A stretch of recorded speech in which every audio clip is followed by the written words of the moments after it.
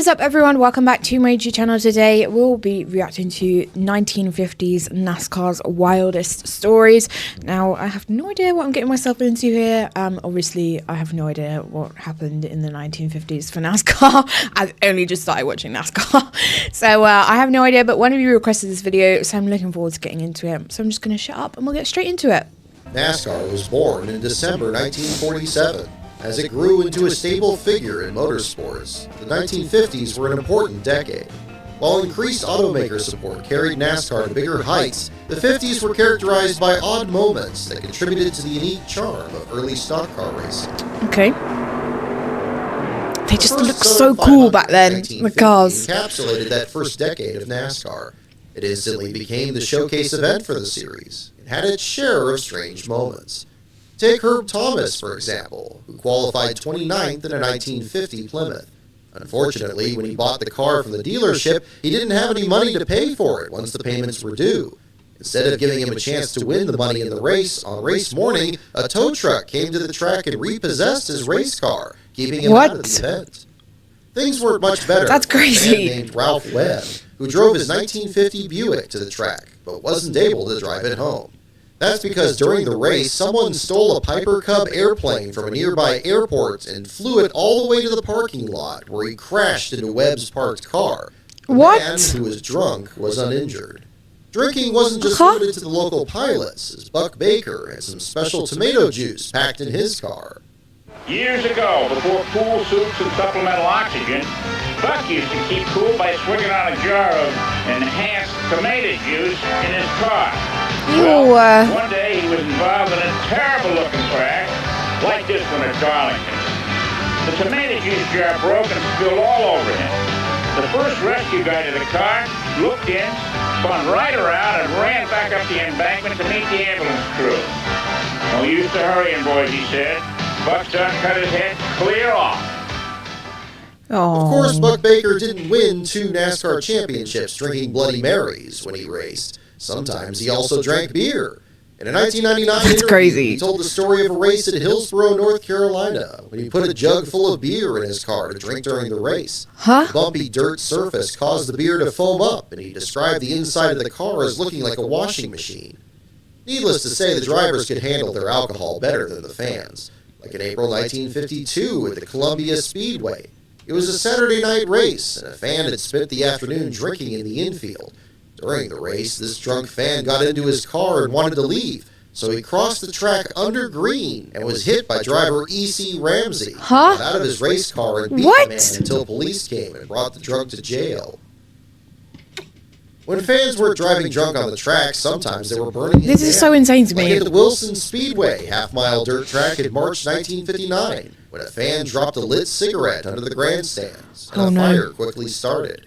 All were safely evacuated before the fire engulfed the entire front stretch grandstands, but only briefly delayed the start of the Cup race, which started once the stands had burned to the ground. They still carried on with the race. Fires, hot temperatures were a problem for early drivers. Like in June 1950, when Jimmy Florian won at the half-mile Dayton, Ohio dirt track. With temperatures reaching the mid-80s, he drove the race with no shirt on. That was the only time a driver won with no shirt. But 2 years later, a driver won with no pants. I have no other words to say about this video apart from what? Connie Flock won the race wearing shorts. The first race in NASCAR was at Columbia not very safe, in is it? 1951, when Frank Mundy won wearing a Hawaiian shirt. That night, Mundy was driving a car meant for racing, but 2 months earlier he showed up to race in California and hoped to find a ride when he got out there. When he couldn't get one, he went to a car rental agency and rented a year-old Chevy to race. He finished 11th with it, won $25, and returned the car at night so no one would notice the worn tires. And that number That's crazy. Is Frank Rebel Mundy. The 1950 Chevy is a rental car, and Frank will return it late tonight so the bald tires won't be noticed. In July 1951, Herb Thomas. It's so mad to me that this kind of thing went on back then. 41.5, the only time a car with a fractional number won a NASCAR race. Thomas won 48 Cup races, but one he doesn't get credit for is the time he stole a car from another driver in the middle of a race. At the 1-mile dirt Lakewood Speedway in November 1952, Thomas dominated the race, but with 14 laps to go, broke an axle and stopped on the track. That gave the lead to his brother Donald. From the side of the track, Herb waved his arms and ordered Donald to stop. And when he did, Herb dragged his brother out of the car and took over, leaving his brother standing on the side of the track. Of course, NASCAR penalized with a stop and go for switching drivers on track. Yeah. By this point, Lee Petty had taken the lead, but Herb chased him down and retook the lead with 7 laps to go, officially getting Donald Thomas his only NASCAR win. While Darlington was the #1 event for NASCAR in those early years, Daytona Beach was a close second. Marshall Teague won at Daytona in February 1951. I can't believe they raced on the beach. In the middle of the race, he had to avoid a fan who ran onto the track to take a picture of the cars coming at him. Teague won again in 1952 when the race was shortened because of rising tides. The only time a race was shortened, that car looks like the Hudson was Hornet the from track. Cars. That same weekend in 1952, Tim Flock qualified for the Sportsman race at Daytona before NASCAR officials noticed he didn't have a roll cage in his car. So Tim, his brother Fonte, and a few others built a roll cage out of wood, 2x4s to be exact. Apparently, officials didn't have time to check his work pre-race because Flock went out there and won the race. Afterwards, officials were stunned that he raced a car made of wood, as the rulebook clearly said only metal roll bars were allowed. Hours after news of Flock's win was reported to newspapers, he was disqualified, and the win was given to Jack Smith. Later that year, another Sportsman driver crossed the finish line first but didn't keep the win, and this was by choice. In August at Richmond, Joe Weatherly spun Sam DeRusso on the last lap. Weatherly didn't want to win that way and told NASCAR officials to bring DeRusso to victory lane and give him the money. The crowd gave Weatherly a standing ovation for his honor. No. Amazingly, this wasn't the only time this happened.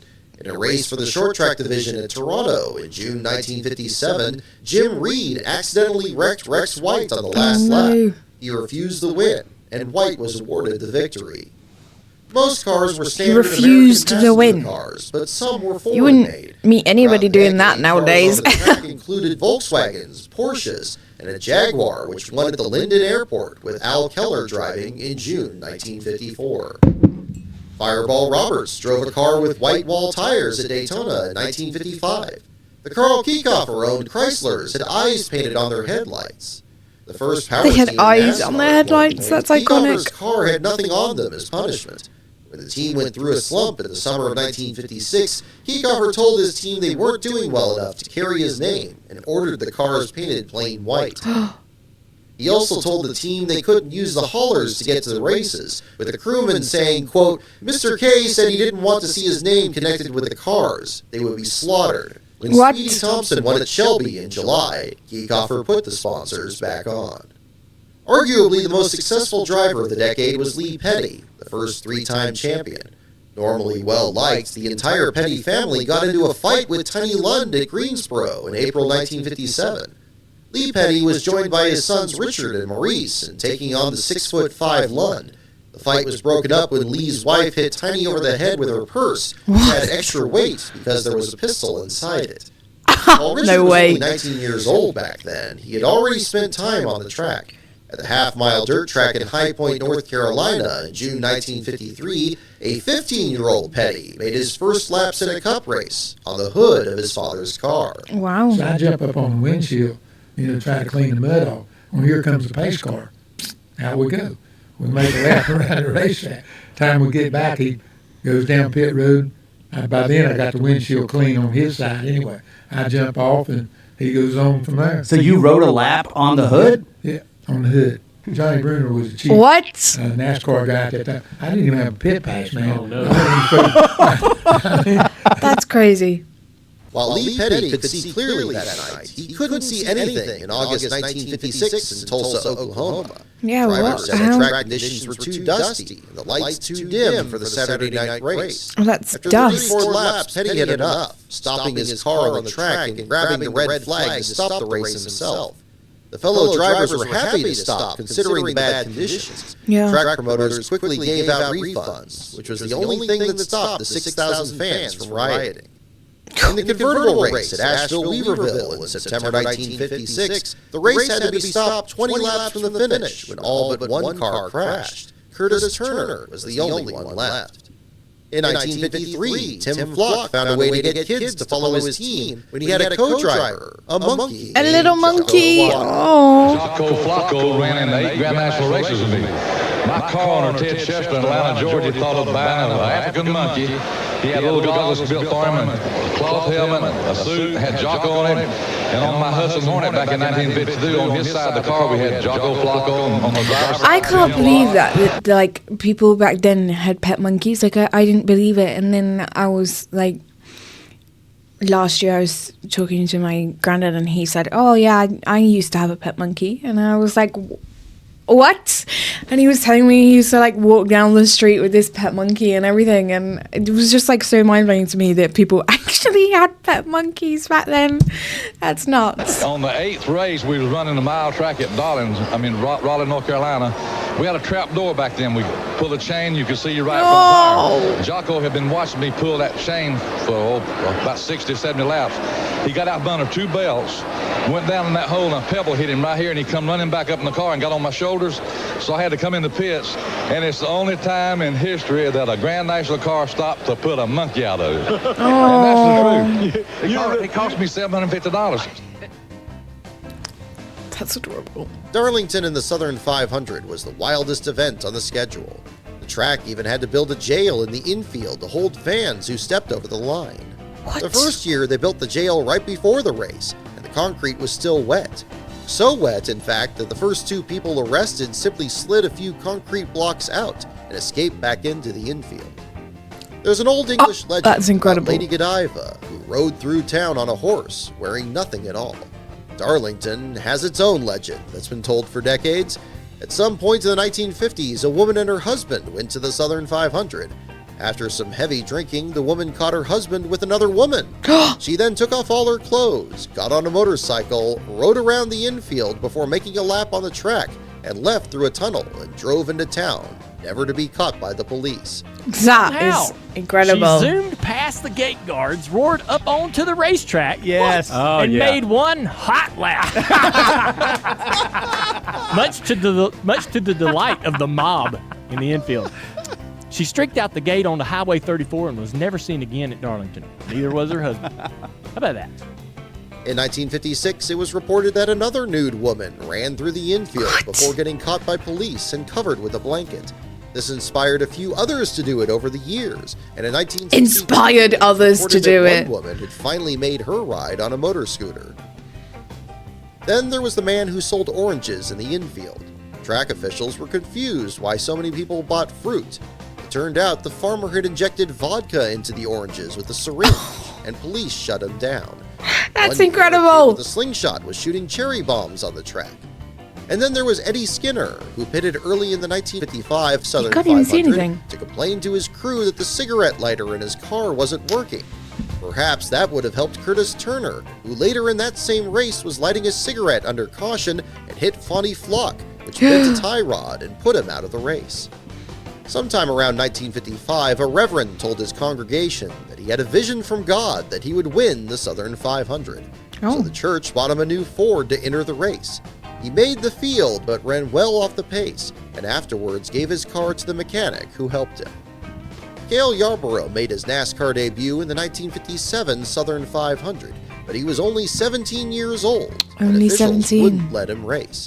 So another driver pulled into the pits on the pace laps and let Cale drive, hoping the officials wouldn't notice. Wow. He was quickly black flagged and kicked out. Oh. After finishing 20th in the 1951 Southern 500, George Seeger was driving back to California with his car owner Tony Sampo. They got in an argument at a gas station in Phoenix, and when Seeger went to use the bathroom, Sampo drove off and left his driver stranded at the gas station. Huh?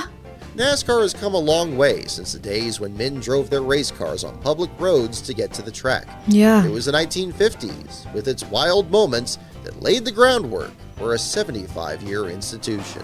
I mean, that's just crazy. Well, I don't know what I was expecting there, but they were definitely some wild stories. I just can't believe all the things that people could do on a racetrack back then. Like, that is just nuts.